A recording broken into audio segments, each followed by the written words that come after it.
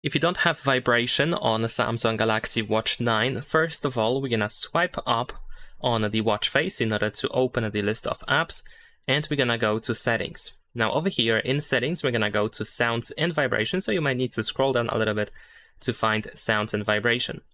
Now in here, the first thing that you can do is you want to make sure that the mute mode is not selected. So you can either choose vibrate or sound if you don't mind the sound being played on your Galaxy Watch 9. Besides that, here below we have a couple of different vibration options.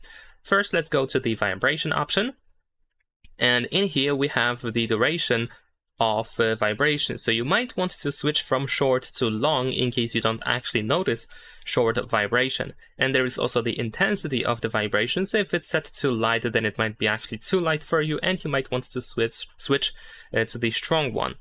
Besides that, we can adjust the call vibration and the notification vibration, which can be set to silent in both cases, so you might want to switch to pretty much anything else from this list. And also here in system vibration, we can find, let's say, touch vibration over here, the keypad vibration, Samsung keyboard vibration, and the charging vibration. So if any of these are missing, if you feel like you don't have any of them, then you want to check out the system vibration menu to see what is disabled. And that is pretty much it. Oh, actually, there's one more thing that you might want to check out, and that is the Do Not Disturb option. Although it doesn't really turn off vibration, you might also want to test if this can be the reason why you do not have vibrations. So even though it doesn't really disable vibrations by itself, maybe it interferes with something, and this might be the reason why you don't have vibrations as well.